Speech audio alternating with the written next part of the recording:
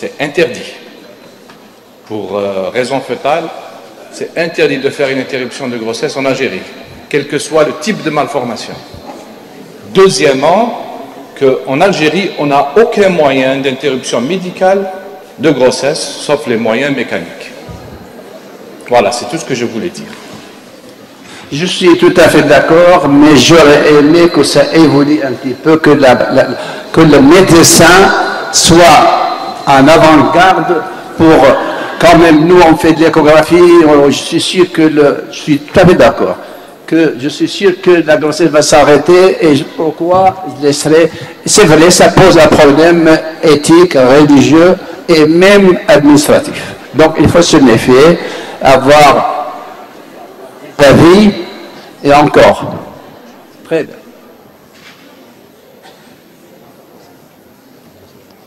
Je voudrais m'adresser d'abord à M. le professeur Ghanima. Vous êtes sur ce problème de grossesse à risque. Mon confrère qui vient de parler avait dit qu'on ne pouvait pas faire cela.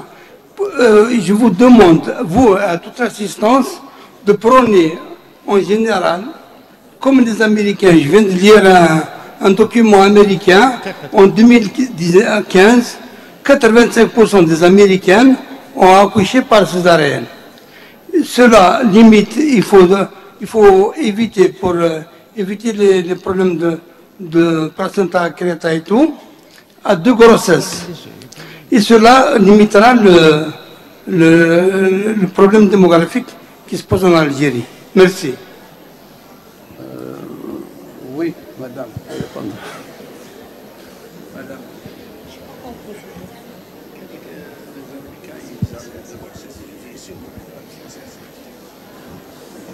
Le problème en Algérie, c'est qu'on ne peut pas interdire les grossesses, c'est-à-dire que c'est au couple de choisir le nombre de grossesses qu'ils peuvent avoir. Donc ce n'est pas une solution pour régler le problème de placenta accreta. Je ne sais pas si j'ai répondu à votre question. Docteur Arabi, allez-y. Un peu de silence, s'il vous plaît. Une question un peu de silence, Chir. Sinon on ne s'entend pas. À propos des grossesses à haut risque, vous avez parlé dans votre conduite par rapport au Doppler. Est-ce qu'il pourrait y avoir un consensus en prenant en considération le Doppler des artères utérines qui va nous donner l'impact de la dysgravidie sur le fœtus en le conjuguant avec le Doppler ombilical? C'est en première question. En deuxième question, peut-on y avoir un consensus aussi en ce qui concerne les anticoagulants dans ce cas précis, justement, à partir du moment où on a un Doppler des artères utérines élevé avec une dysgravidie commençante? La troisième question, la corticothérapie. La corticothérapie, à partir du moment où on voit que l'évolution de la grossesse à haut risque va fatalement vers l'accouchement prématuré. Peut-on interférer? Je commence par la troisième question. Oui, il faut y avoir de la corticothérapie à partir de 32 semaines. Et même le magnésium à partir de 30 semaines pour protéger les nerfs. Bon, là, il n'y a pas de problème, tout le monde est d'accord. Concernant la première question, Doppler de l'artère utérine ou Doppler ombilical et les autres aussi, l'artère cérébrale et aussi même le dectus venosus. Le Doppler de l'artère utérine, c'est un élément d'orientation pour sélectionner une population à risque. Mais pour le pronostic fœtal, c'est le Doppler fœtal. Doppler fœtal, c'est-à-dire l'ombilical, on peut aller plus loin pour l'artère cérébrale moyenne et parfois de dectus venosus. Voilà, c'est deux choses différentes. On peut faire les trois sans problème, mais pour le pronostic fœtal, c'est le pouls fœtal, c'est le Doppler fœtal. Les anticoagulants. Oui. Bon, c'est très discuté, les anticoagulants. Bon, moi, On en a donné pour un certain temps, depuis l'année 2000, on a eu des communications, et puis il y a eu des communications dans l'autre sens. Moi, je pense qu'on peut donner du moment où il n'a pas d'inconvénient. Ils ont trouvé à 0,3 mm ou 0,4 mm à partir de 10 semaines et parfois même avant, jusqu'à 36 semaines. Voilà. Je reviens, s'il vous plaît, sur le Doppler des artères utérines. Oui. Le Doppler de l'artère utérine va nous définir une population à haut risque. C'est ça.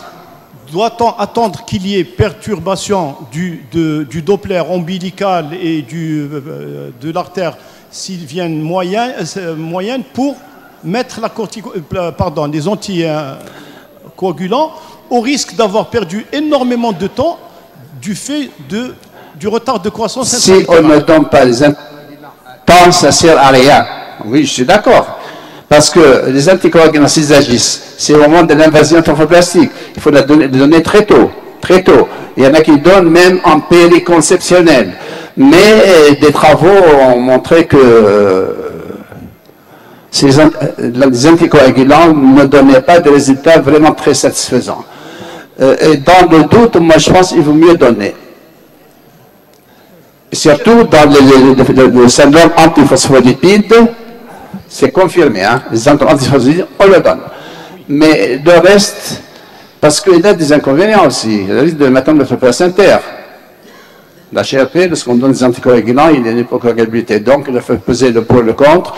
Lorsqu'il y a un sable, oui, c'est connu, mais dans les autres cas, c'est au cas par cas, si je peux dire.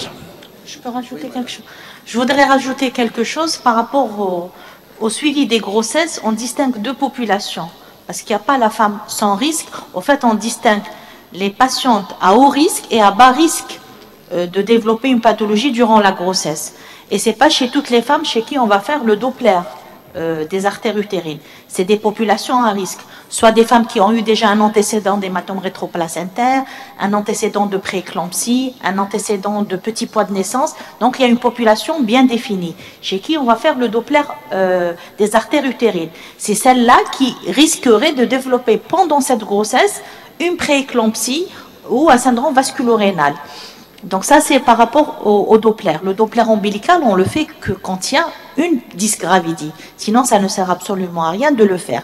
Maintenant, par rapport au traitement qu'on doit donner, le seul médicament qui a prouvé son efficacité en réduisant la morbidité et la mortalité maternelle, c'est l'aspirine seulement. Les héparines n'ont pas d'indication dans ce cas-là. Les héparines ont un rôle, comme l'a dit si bien M. Chir, c'est dans le syndrome des anticorps antiphospholipides, en association avec l'aspirine, plus ou moins les corticoïdes, selon le taux des anticorps et selon les antécédents médicaux et obstétricaux. Voilà. Une dernière question, et puis on va passer juste un commentaire du professeur Cheikh El-Ghanam. Une dernière question. On va passer après Cheikh El-Ghanam pour dire un mot sur la placenta accreta, parce qu'on est très en retard par rapport à la pause café. Allez-y. J'aimerais bien rajouter deux mots sur les GHR en matière de la prise en charge. Je pense qu'il faut rester très logique en matière de la prise en charge, parce que la prise en charge des GHR, c'est une prise en charge multidisciplinaire. Ça, il faut garder bien dans la tête. La prescription ou la surmédication de la grossesse pendant la grossesse, vraiment ne sert absolument à rien. Chaque chose a ses indications bien précises dans la prise en charge. S'il y a indication des anticoagulants, je pense que c'est les internistes qui ont plus la main en matière d'anticoagulation dans le SAPL ou les maladies auto-immunes, mais en matière d'utilisation abusive, parce qu'il y a un risque, soi-disant, c'est pas confirmé, il y a le dépistage par les notes qu'on peut voir dans les artères utérines, c'est 40% des cas de développement de la prééclampsie si le trophoblaste il est du même côté de l'artère atteinte. Donc 30 à 40% reste toujours quelque chose qui est très insuffisant. C'est pour ça qu'il n'y a pas vraiment d'intérêt à chercher cette... généralement, on essaye de le faire pour prédire dans le retard de croissance. Il y a des études qui ont été publiées, même M. Cheikh, je pense qu'il est entièrement d'accord, mais pour surmédication dans le futur, parce qu'il y a une atteinte de la résistance dans l'artère des utérines, je pense, non, il n'y a aucune indication pour l'instant, et les recommandations sont très très claires en matière de surmédication de la grossesse. Concernant le placenta acréta, un commentaire, vraiment un chiffre je m'attendais. La mortalité maternelle, elle est de 7%. Elle est multipliée par 100. Multipliée par 100 par rapport à la population générale. Donc le diagnostic de placenta acréta, il faut être sûr que ce soit un placenta acréta. Je ne parle pas de la morbidité. La mortalité multipliée par 100. Moi, seulement un petit commentaire sur les signes diagnostiques. Les images lacunaires deuxième trimestre du placenta, c'est Young qui l'a décrit en 2006. J'ai pris la référence. Je me rappelle, il y a 30 ans, on parlait des images lacunaires placentaires comme un débit d'hématome placentaire. Il se montrait, il n'en était rien. Moi, je reste un petit peu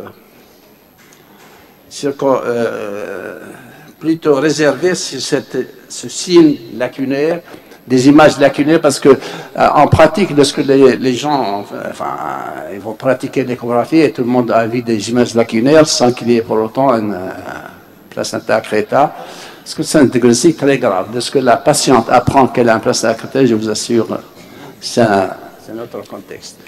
Je continue toujours la même chose, même l'hétérogénéité placentaire à l'IRM.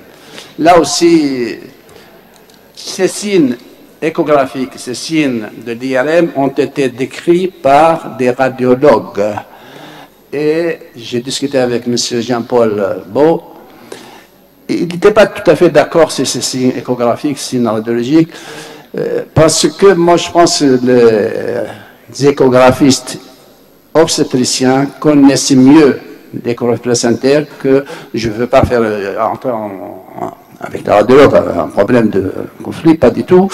Il faut donc, moi c'est ce que je veux conclure, il faut être prudent dans le diagnostic parce que la sensibilité elle est à 100%, il n'y a pas de faux négatif, c'est vrai, mais la spécificité, moi je pense qu'elle ne dépasse pas 50%. C'est-à-dire, il y a beaucoup de faux positifs dans le diagnostic de l'échographie et le diagnostic de l'IRM. On y pense trop.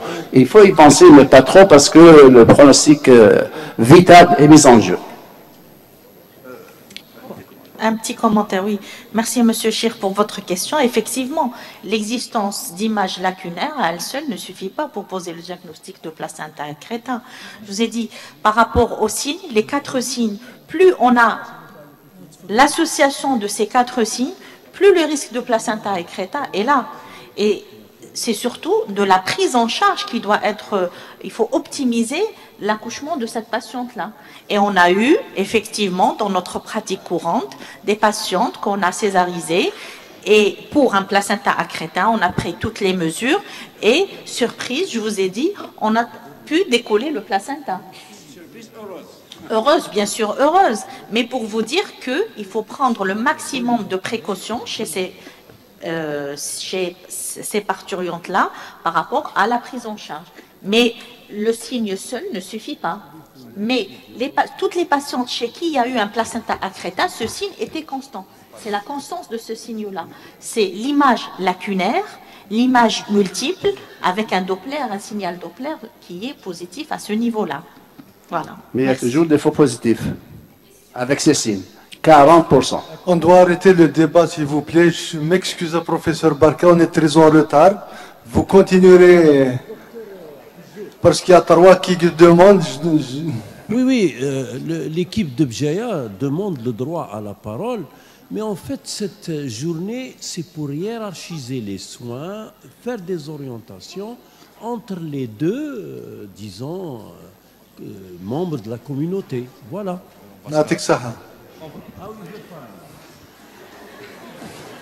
Juste un petit commentaire par rapport au thymophilode. Le problème qu'on a, donc on reçoit beaucoup de patientes, deuxième, troisième chirurgie. Après, c'est difficile de rattraper le coup. Donc, dans les thymophilode, le facteur pronostic le plus important, c'est la première chirurgie. il ne faut pas rater le premier coup. Si on le rate, par malheur, on l'opère comme adénofibrome, il ne faut pas faire une deuxième thymorectomie. Le facteur pronostic plus important, c'est les berges. Donc, il y a des auteurs qui parlent au moins de 2 cm et à d'autres de 5 cm. Si on fait une thymorectomie, c'est une tumeur phylode, et si elle récidive, il vaut mieux la confier à une équipe qui a l'habitude de prendre en charge cette pathologie. Un petit commentaire, s'il vous plaît. Deux mots et demi. Non, c'est très important concernant le placenta accreta. C'est tellement important, c'est-à-dire qu'il faudrait qu'on arrive au moins à installer des centres de référence. La prise en charge est très très difficile. On a besoin de sang, on a besoin de prise en charge multidisciplinaire. Dès qu'on sent qu'il y a un placenta accreta, il faut l'orienter là où on peut la prendre en charge correctement. Ça, c'est la chose la plus importante. On ne peut pas prendre en charge un placenta accreta dans la plupart des cliniques privées. Ça, on ne peut pas le prendre en charge parce qu'on a besoin parfois d'une masse complète de sang. Voilà, c'est ce que je veux dire. Il faut créer des zones où on peut prendre en charge ces placenta accreta, même après si ça s'avère que ce n'est pas un placenta accreta. Des centres de référence, oui, on est d'accord, je suis d'accord. Docteur Orabi, s'il vous plaît, tout à l'heure. Je pense qu'en matière de clinique privée, le plateau technique y est. Quant à la compétence, je vous laisse le soin d'en parler. Wahda. Deuxièmement, je pose une question commune au professeur Demen et au professeur Bouzid. De nos jours, il y a beaucoup de gynécos qui ne font pas de suture du péritoine vésico-utérin.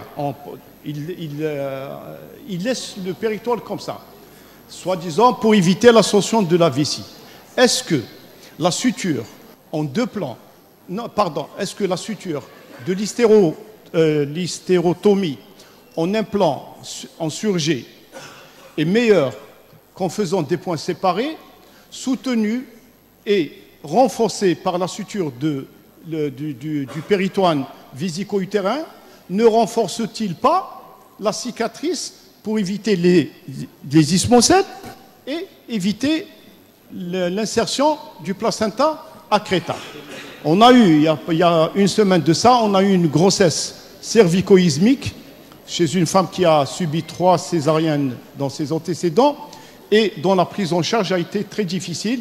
Le diagnostic a été dans un premier temps confirmé par l'hystéroscopie. On l'a mise sous méthotrexate immédiatement après, à 1 mg par kilo, et on a intervenu pour exclure la grossesse. Donc je reviens, est-ce que la suture du péritoine doit être revue comme dans le temps? Personnellement, je le fais, mais grande majorité ne suture pas ce péritoine. Qu'en est-il? Merci. Vas-y. La suture du péritoine, d'après les dernières recommandations, il n'était plus donc indispensable de la faire. Pourquoi? Parce que le péritoine... On ne vous entend pas, professeur. Vous venez par là, on va vous entendre, c'est mieux. Une réponse rapide, s'il vous plaît. Oui, réponse rapide. Dans les recommandations, il n'est pas recommandé de fermer le péritoine vésico-utérin parce qu'il se ferme tout seul au bout de quelques jours. Maintenant, la question reste posée. Certains pourraient préférer quand même sur les anciennes habitudes, et moi personnellement, dans certaines situations, si on a des doutes sur un tissu interne, on peut le faire pour renforcer l'hémostase et éventuellement le risque infectieux. Mais ça n'interfère pas dans la qualité de la cicatrisation de la berge. Par contre, faire un surgé sur l'hystérotomie, je me rappelle les recommandations de 2008 disaient que le surgé sur l'hystérographie par surgé était complètement recommandé et qu'il n'induisait pas d'anomalies de cicatrisation. Maintenant qu'on voit plus ces isthmes, on se pose la question sur les points séparés. Faut-il revenir avant? Mais le problème n'est pas, il n'y a pas de réponse à cette question. Oui. Par contre, des études ont été faites sur les surgés simples ou en 2 couches de l'hystérographie. Là, ils n'ont pas trouvé de relation avec la présence d'ismocèle. Qu'on fasse un temps. Oui, c'est bon, madame. Au fait, pour répondre à votre question, pour répondre à ce genre de questions, il faut faire des études en double aveugle de populations chez qui on fait une suture en un plan ou en 2 plans pour pouvoir répondre. Et ça restera des habitudes des uns et des autres. La suture doit être intégrée en 2 plans, l'idéal avec des points séparés. C'est ma position. Merci beaucoup. On vous invite à une pause café de 10 minutes. 10, pas plus. Je vais. Nos invités par là.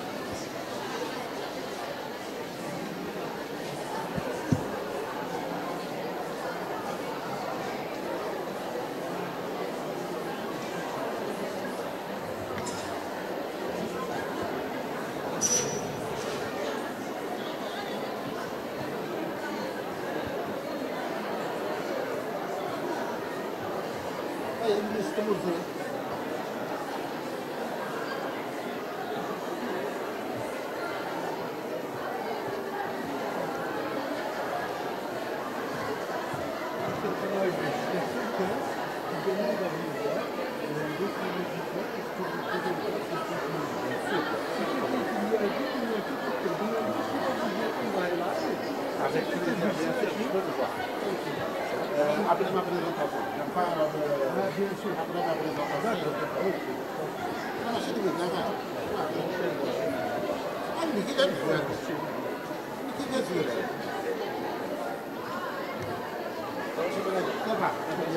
tu vas parler. Avec plaisir.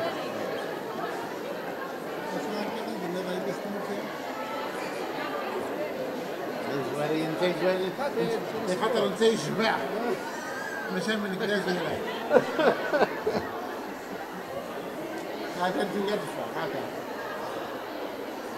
صباح très bien parfait moi c'est ça que j'avais peur plusieurs flashs d'ici j'ai eu un problème déjà d'abord on s'est joué الزوجين اللي يسموه هذا التصميم كان دخل توفيه لأن هذا واحد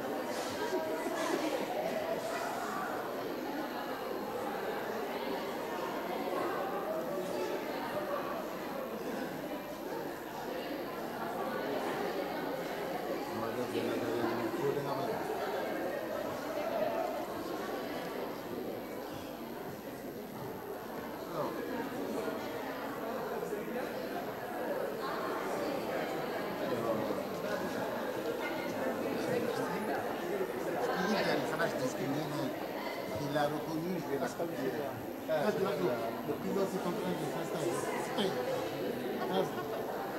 C'est fou ça.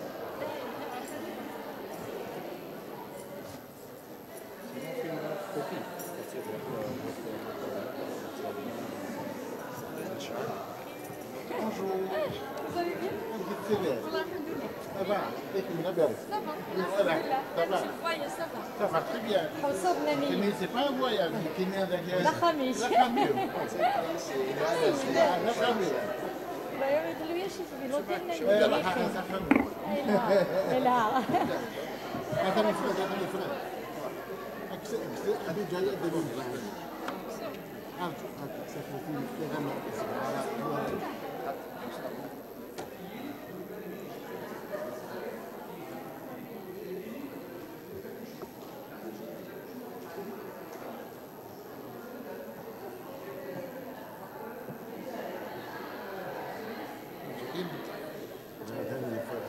مرجزة منك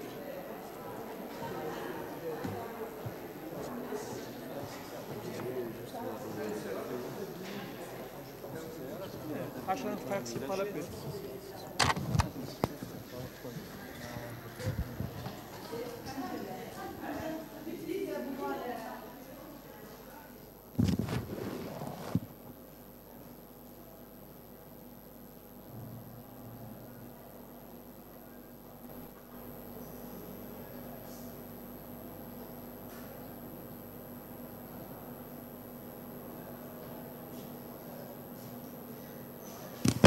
بس ما يربص هم لا يس ما يربص ما استعمل ولا البرومنر ما يربص d'accord d'accord